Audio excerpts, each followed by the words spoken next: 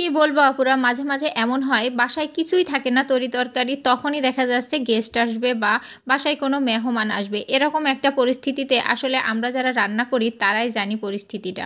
তো hello everyone, আসসালামু আলাইকুম। সবাই কেমন আছেন? শামাস লাইফস্টাইল থেকে নতুন একটা ভিডিও সবাইকে স্বাগত। তো এরকম একটা ঘটনা নিয়ে আপনাদের সাথে আজকে শেয়ার করব। তো হঠাৎ করে শাশুড়ি ফোন দিয়ে বলছে উনি আসবে। তো মাঝামাঝি আসে, হয়তো 2-3 মাস পর পরও আসে। তো এরকম 2 মাস হয়ে গেছে উনি আসেন নাই। তো আসবে ফোন করছে, কিন্তু এমন একটা অবস্থা বাসায় আমার এখন মাছ মাংস নাই। তো যাই হোক, এখানে একটা মাছের মাথা ছিল, ফ্রিজ খুঁজে দেখলাম একটা মাছের মাথা আছে। তো এটা দিয়ে ভাবলাম আজকে চালিয়ে দিব, 2-3 জনের খাওয়া হয়ে যাবে ইনশাল্লাহ। শাশুড়ি মা আসলে নিজে থেকেই অনেক কিছু রান্না করে নিয়ে আসে। উনি মাছ মাংস সবসময় রান্না করে নিয়ে আসে। আর তাছাড়া কিন্তু ছোট মাছ তো উনি রেগুলারই কেটে কুটে নিয়ে আসে। যেটা আমি রান্না করি সবগুলোই আমার শাশুড়ি কেটে কুটে নিয়ে আসে, আর আমি এখানে শুধু রান্না করি। তো এখানে একটা কাতলা মাছের মাথা ছিল, আমি ওটা কেটে ধুয়ে পরিষ্কার করে ভেজে নিয়ে নিলাম। আর এটা দিয়ে আজকে একটু মুগ ডাল আর টমেটো দিয়ে রান্না করব। রান্নাটা অনেক মজা হয়েছিল, তো আপনাদের সাথে শেয়ার করছি। আর শাশুড়ি আসার পরে কি কি নিয়ে আসছিল সেগুলো আপনাদের সাথে একটু শেয়ার করব।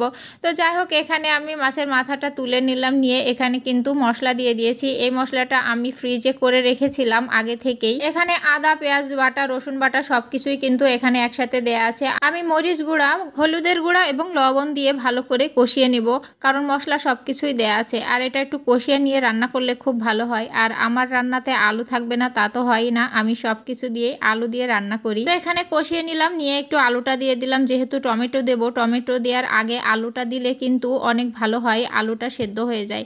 সাথে আমি ডালটাও দিয়ে দিব, একসাথে কিন্তু এখানে বসিয়ে সেদ্ধ করে নেব। যখন বাসায় কোনো সবজি থাকবে না বা কোনো কিছু খাওয়ার থাকে না, মাছ মাংস থাকে না, তখন কিন্তু এরকম একটা মাথা দিয়ে কিন্তু অনায়াসে 5-7 জনের খাবার আয়োজন হয়ে যায় আলহামদুলিল্লাহ।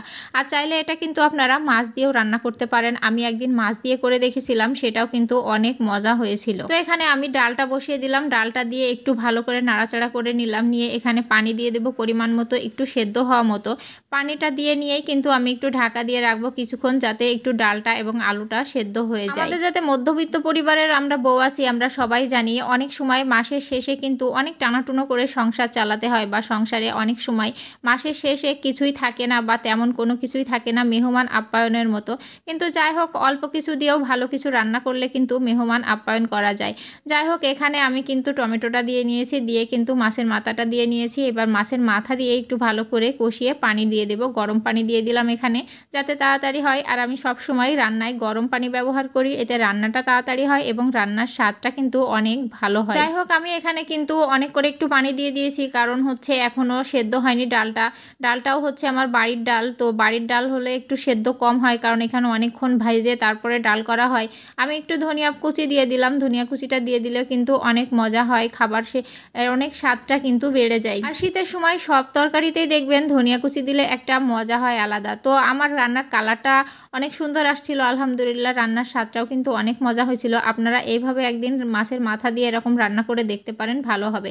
তো শাশুড়ি মা চলে আসছে আলহামদুলিল্লাহ। এই যে আসার পরে কিন্তু আমাদের গাছের বড়ই নিয়ে আসছে, মাশাআল্লাহ অনেক সুন্দর বড়ই হয়েছে। এটা আমাদের বাগান আছে, বাগান থেকে পেড়ে নিয়ে আসছে। তো এটা বিক্রির জন্য মূলত আমাদের এই বাগানটা করা। তো এখন নাকি শুনছি আমার শাশুড়ি বলছে যে বড়ইতে ওষুধ না দিলে নাকি বিক্রি হয় না, কারণ বড়ই এখন ছোটটা মানুষ কিনতে চায় না। কি একটা অবস্থা বলেন। তো এখানে শাশুড়ি মা অনেক কিছু নিয়ে আসছিল, এখানে রস নিয়ে আসছিল আর পিঠা তৈরি করে নিয়ে আসছিল। আমি সেই রসটা আবার একটু গরম করে তারপরে পিঠাগুলো দিলাম, যেহেতু ঠান্ডা হয়ে গেছে এটা ভিজবে না, এ কারণে আর কি। তো যাই হোক, শাশুড়ি মা এখানে মুরগির ডিম নিয়ে আসছিলেন, মুরগির মাংস নিয়ে আসছিলেন। তাছাড়াও কিন্তু উনি ছোট মাছ প্রতিবারই নিয়ে আসে, এবারও ভুল হয়নি, এবারও নিয়ে আসছিল আলহামদুলিল্লাহ। তো আপুরা ভাইয়েরা, আপনাদের ভিডিওটা কেমন লাগলো? ভিডিওটা ভালো লাগলে অবশ্যই একটু লাইক কমেন্ট করবেন। আর রান্নাটা যদি ভালো লাগে অবশ্যই একদিন রান্নাটা করে খাবেন। তো সবাই ভালো থাকবেন, সুস্থ থাকবেন, আল্লাহ হাফেজ।